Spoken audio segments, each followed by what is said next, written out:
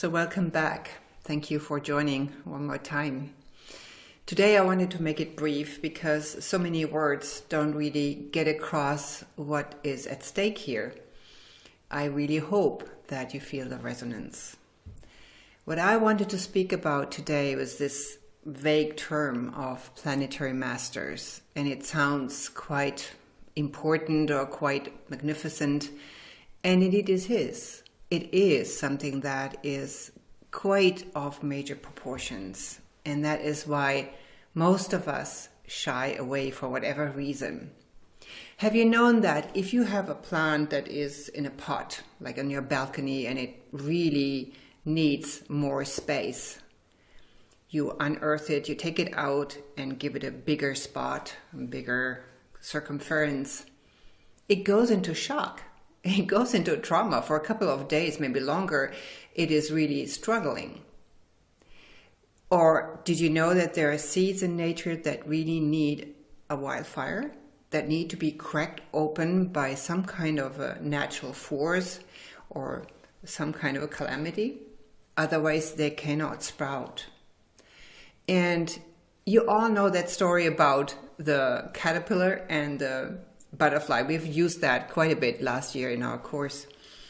And it indicates that the life form that is here up to a certain stage struggles if it needs to give way into a larger expansion.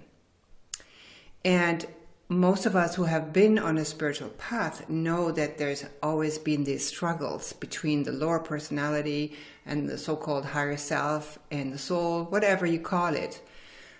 Did you know that the higher self itself is here to learn?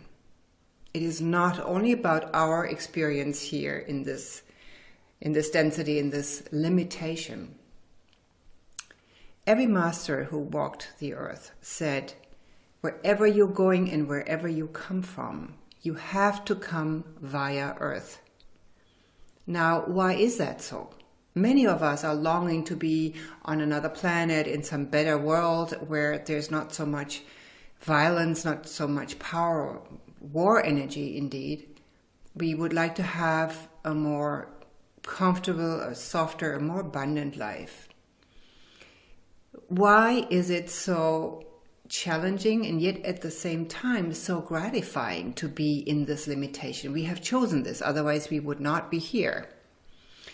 And for me, that's been an ongoing issue in my life because I had, since I was a child, a real struggle with gravity. I didn't like walls. I just bumped into them. I tried to get across into the other dimensions for some other reason. I don't know, but I had to find out the hard way, if you want, about the challenge that our physical incarnation gives us. And yet at the same time, the amazing stage. That is why I want to speak about the stage today, because when we look at the background of what drove us into evolution, into different alleys to search our inner core, our connection to the divine, it was always because we had a challenge, we had a calling, we had a problem, whatever it is. And whenever we hit this particular issue, even in a spiritual practice, we would shy away and we would sort of navigate. We call that spiritual bypassing.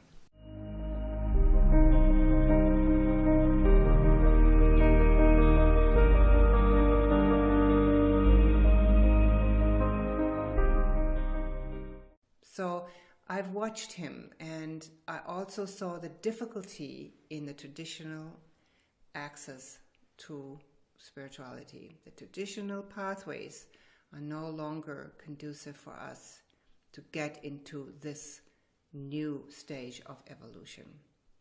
So what are we left with? We are left with nothing really much, because everything which is out there that you can find in programs is rather mental. If you go back to the old ways of tradition, they don't cater to our deeper issues on a cellular, molecular level. This is where the party goes on now. It's all about embodiment. And if you look around, or probably even in your own life, Most of your issues are because of disembodiment. That is the reason for depression, why you don't get anywhere in your life, why you have lack, why you have health issues, why you have dysfunctionalities in all kinds of regions in your life. So if we don't really go there, we will always and forever be in that loop of searching for betterment, for improvement, and never get to the core of what was actually in the first place our plan to go through the density of this contrast program, let's put it this way, where there's a difficulty, but at the same time there is a gain, there's something that you learn, there's something that you really receive. So if we talk of embodiment and yet at the same time your life calling, mostly this will be found in the same place. Where we have our greatest challenges, we find our greatest potential. Now the ego personality shies away from that. Said, leave me alone, I don't want to go there, this is too painful, this is too traumatic. Sometimes we have shut it away in such a way that we don't even see it. There's a glass ceiling there. For that reason, this calling is so essential for you at this time. Because I said, number 1 year is a year of initiation, and there's nobody out there who's going to do this for you. You yourself want to emerge. So when we speak of that fruit or the seed that needs a cracking open so that it can sprout, this is what it is. The manuals, all those handouts and guidelines and maps for your life will not be given from outside. They're in you. So it is something that emerges. This is why I said before, the giving is at the same time the receiving. If we're not able to give what is gifted to us, what is within us, if we don't activate this, well, at this time, I think it's more than just lying dormant. I think there's a process of deterioration. There are stories in the Bible that I don't recall, and it would take too long to explain them, but there are stories in the Bible that really describe this aspect, that if you don't activate your divine gifts, it is getting you into a negative spiral.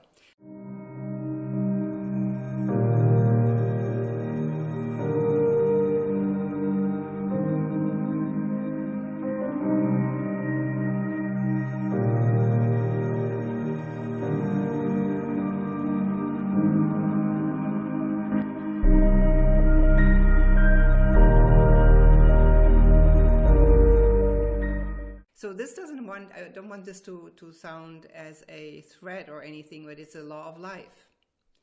And the law of life at this point of our evolution is pretty razor sharp, I would say. It's pretty on the point.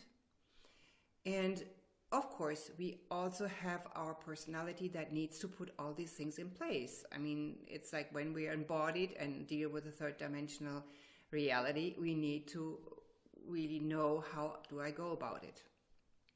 But it's not a knowing from your mind. When I speak of stage, it is giving yourself the space to express whatever you have put on your plan, on your life call for this incarnation. And the wonderful thing is that if you really step into this, you dare to move forward instead of holding back and hesitating and having all kinds of excuses why you can't do this at this time. If you step forward, everything and more than everything will be given. Because this is what the divine source wants. It wants those standards. And leave alone the term Planetary Masters.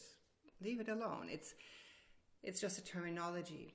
But what is triggered here is your puzzle piece, is your contribution. You see, when we look at us as spiritual beings, we've always been somewhere outside. People were just pointing their fingers and rolling their eyes. It's stupid, sort of those who never make it in life. That's fair enough. But in the past. Now we have somehow hardwired ourselves with this term, I am different. So there's me and there's the rest of the world. And in some sense, if we talk about separation between the old and the new earth, there is an element here. But I want to go further, meaning that if you not only feel that you're different, but you are indeed unique, then this takes on a new momentum.